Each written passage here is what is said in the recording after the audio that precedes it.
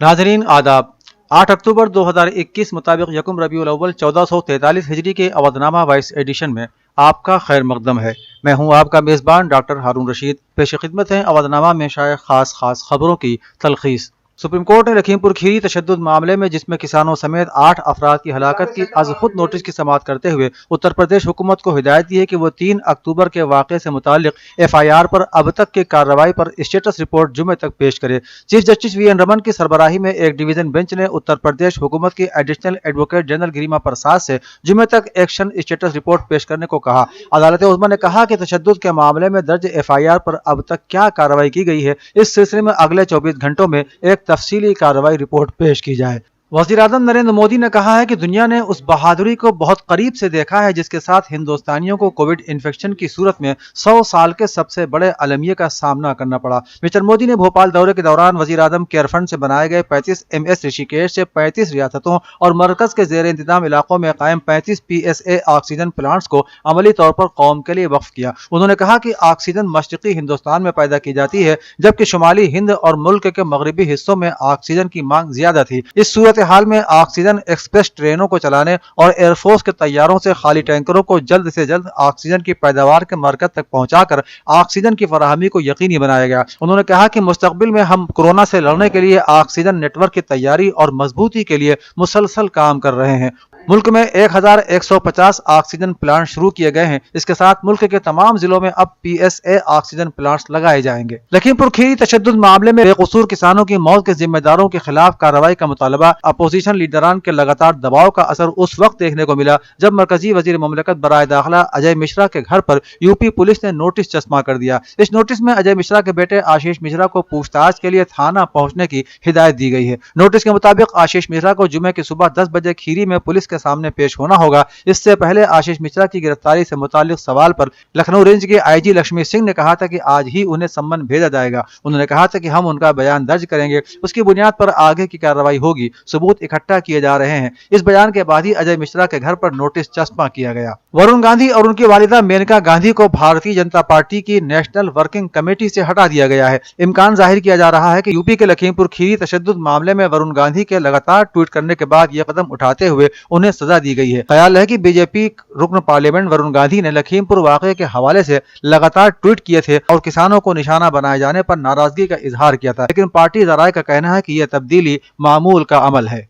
Swedish academy of Nobel prize ने साल 2021 का अदब का नोबेल इनाम तंजानिया के 73 साला नाविल निगार अब्दुल रज़्ज़ाक कोना को देने का ऐलान किया है। नोबेल प्राइज की वेबसाइट के मुताबिक अब्दुल रज़्ज़ाक को नौ आबादियात के तहजीबों पर असरात और पनाहगज़ीनों के साथ मुख्तलिफ बर्रे आज़मों में पेश आने वाले मसाइब को इंतहाई आसान अल्फाज में बयान करने की वजह से अदब के नोबेल इनाम के लिए मुंतखब किया गया। अब्दुल रज़्ज़ाक जवानी में ही बरतानिया हिजरत कर गए थे और उन्होंने वहीं तालीम हासिल करने समेत मुलाजिमत भी अख्तियार की और वो यूनिवर्सिटी में अदब के प्रोफेसर भी रहे। अब्दुल रज़्ज़ाक के 10 नावल और मुख्तसर स्टोरीज की किताबें शाये हो चुकी हैं। उनका सबसे मशहूर नावल पैराडाइज 1994 में शाये हुआ, जबकि 2001 में शाये होने वाले उनके नावल बाय द सी ने लोगों की तवज्जो मुहाजिरीन के मसाइल की जानिब मबजूल कराई। इस्लामिक सेंटर ऑफ इंडिया ईदगाह ऐशबाग लखनऊ में इंडियन रेड क्रॉस सोसाइटी की जानिब से जरूरतमंद खवातीन में रोजमर्रा की जरूरियात से मुताल्लिक हाइजीन किट्स तकसीम की गई। इस मौके पर इमाम ईदगाह लखनऊ मौलाना खालिद रशीद फरंगी महली ने इंडियन रेड क्रॉस सोसाइटी की खिदमत खल्क से मुताल्लिक कामों की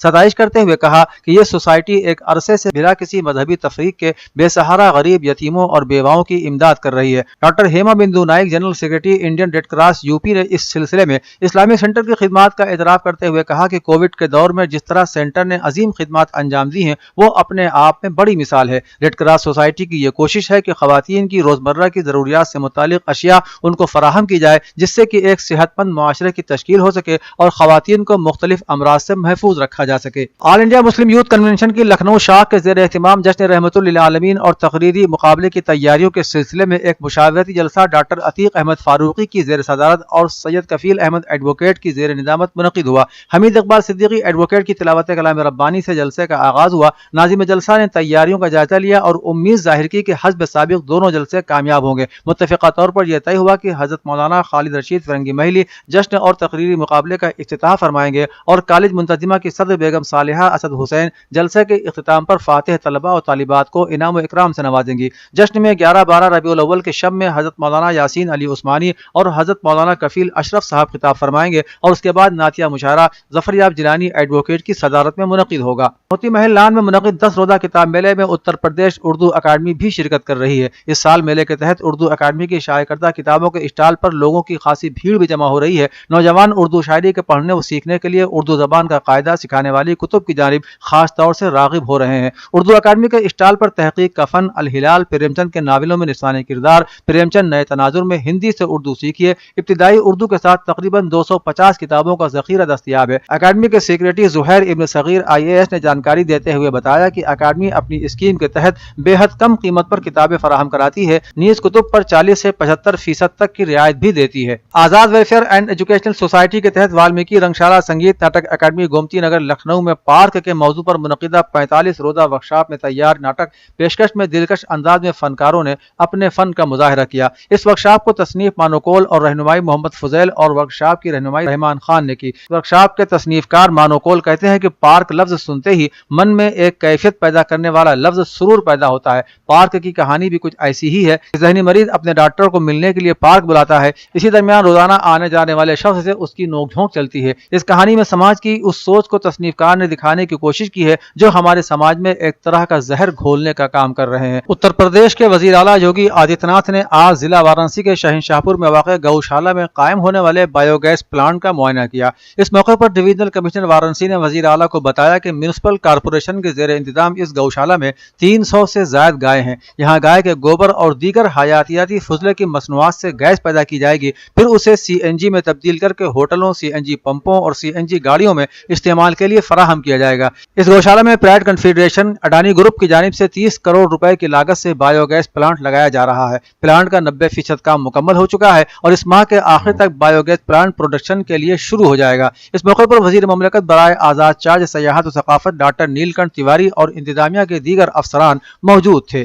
अवधनामा में शायर जिले की खबरों में अमरोहा के हल्का नौगांवा सादात से वाबस्ता समाजी तंजीम दहली सादात ग्रुप ने तालीम और खून अतिया के सिलसिले में अवामी खिदमत अंजाम देना शुरू कर दी है। इस सिलसिले में ग्रुप की जानिब से अवाम को तालीम के सिलसिले में बेदार किया गया, लोगों को तालीम की अहमियत बताई गई। ग्रुप के सदर और सेक्रेटरी ने कहा कि हमारा मजहब हमें हर हाल में तालीम याफ्ता देखना चाहता है, हमें तालीम के सिलसिले में किसी भी हाल में गाफिल नहीं रहना है। ग्रुप की जानिब से मौके पर ही कई तलबा को मकामी स्कूलों में दाखिल कराया गया। इस सिलसिले में Fatima girls inter college, Shohrat inter college, Abu Mohammad inter college, Vijay अकादमी, जामियातुल मुंतजिर, बाबुल इल्म में 20 से ज्यादा बच्चों का दाखिला कराया गया और उनकी फीस भी जमा की गई। सहारनपुर मगरबी उत्तर प्रदेश कांग्रेस पार्टी के इनकलाबी रहनुमा चौधरी मुजफ्फर तोमर ने जिला सदर की हैसियत से जलसों को खिताब करते हुए फरमाया कि मुल्क का मुसलमान पैदाइशी सतह से ही मुल्क का वफादार रहा है। मुल्क की जंग आज़ादी में सबसे पहले 1857 में इसी तबके ने मुल्क की आज़ादी के लिए कुर्बानियां पेश की, मगर आज मुट्ठी भर फिरका परस्त जमातें इक़्तिदार के हुसूल के लिए मुल्क के 30 करोड़ मुसलमानों को बदनाम कर रही हैं, जो एक खतरनाक साजिश का हिस्सा है। उन्होंने कहा कि अब मुल्क के अवाम बेदार हो चुके हैं और वो फिरका परस्तों को मुंह तोड़ जवाब देने के लिए तैयार हैं। ऑल इंडिया मजलिस इत्तेहादुल मुस्लिमीन संभल हलके से पार्टी के मुमकिना उम्मीदवार मुशीर खान तरीन ने कारकुनों से खिताब करते हुए कहा कि संभल को हर महाज पर तरक्की की जरूरत है और आज़ादी के 70 साल बाद भी यह तरक्की की जरूरत इसलिए पेश आ रही है कि जिन्हें आज तक आपने अपना कीमती वोट दिया था, उन्होंने संभल की तरक्की के लिए कोई काम नहीं किया और इसको बदकिस्मती ही कहा जाएगा कि संभल के सियासी नेताओं की मफाद परस्ती की वजह से एक तारीखी शहर जिला हेडक्वार्टर की लड़ाई भी हार गया, मगर अभी ज्यादा देर नहीं हुई है, हमें इस तरफ तवज्जो देने की जरूरत है। उन्होंने कहा कि हमारा मकसद सिर्फ संभल की तरक्की है और इसके लिए हम हर तरह से मैदान में डटे हुए हैं, लेकिन अवामी हिमायत के बगैर कुछ नहीं हो सकता। भीम आर्मी के चीफ चंद्रशेखर ने एक वफ्द के साथ उत्तर प्रदेश के जिला मुजफ्फरनगर गांव फलित में वाक़ मौलाना कलीम सिद्दीकी के अहल खाना से मुलाकात की। उन्होंने कहा कि आज़ाद समाज पार्टी इस मुश्किल घड़ी में मौलाना कलीम सिद्दीकी के अहल खाना के साथ कंधे से कंधा मिलाकर खड़ी है। आज़ाद समाज पार्टी कानून के दायरे में रहकर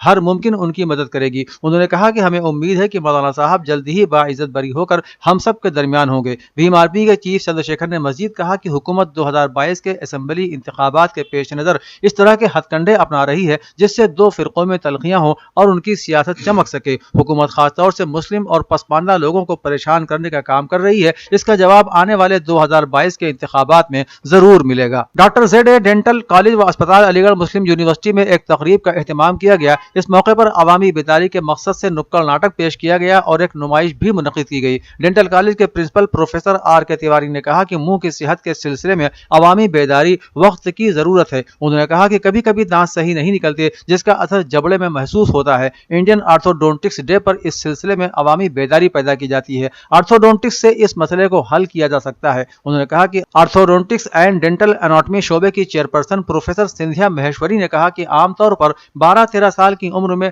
یعنی جب منہ میں پورے دانت نکل آتے ہیں تب آرتھوڈونٹک علاج شروع ہوتا ہے، لیکن ایسی بھی مثالیں ہیں کہ جب دانت کے ٹیڑھے میڑھے ہونے کا مسئلہ پریشان کن ہو جاتا ہے تو 8-9 سال کی عمر میں بھی ابتدائی علاج شروع کیا جاتا ہے۔ جہانما پر شائع خبروں کے مطابق روسی حکومت کے اعداد و شمار کے مطابق گزشتہ 24 گھنٹوں کے دوران ملک میں 929 اموات ریکارڈ ہوئی ہیں، جو ملک میں وبا کے پھیلنے کے بعد ایک روز میں اموات کی سب سے زیادہ تعداد ہے۔ ایسا اس لیے کہ روس کی تیار کردہ ویکسین کی متعدد خوراکیں کئی ماہ سے دستیاب ہونے کے باوجود حکام ویکسین لگوانے سے متعلق شک و شبہات رکھنے والے عوام کی حوصلہ افزائی کرنے کی جدوجہد کر رہے ہیں۔ رائے شماری سے ظاہر ہوا ہے کہ نصف سے زائد روسی شہری ویکسین لگوانے کا ارادہ نہیں رکھتے۔ خطوں میں کرونا وائرس کے اعداد و شمار بتانے والی ویب سائٹ گوگو کے مطابق بدھ تک روس کی 14 کروڑ 60 لاکھ کی آبادی میں صرف 30% کی ویکسینیشن مکمل ہوئی تھی۔ حکومتی اجلاس میں ماسکو کے میئر سرگئی سوبیانن کا کہنا تھا کہ ماسکو کے اسپتال میں کرونا مریضوں کے لیے مختص 2/3 بستر بھی اب بھر چکے ہیں۔ بلوچستان میں 5.9 ریکٹرز کا زلزلہ ریکارڈ کیا گیا ہے۔ مقامی افراد کے مطابق زلزلہ جمعرات کی الگ صبح 3 بجے محسوس کیا گیا، جس کے بعد آفٹر شاکس کا سلسلہ بھی جاری رہا۔ صوبائی صدر مقام کوئٹہ اور قلعہ سیف اللہ میں بھی زلزلے کے جھٹکے محسوس کیے گئے ہیں۔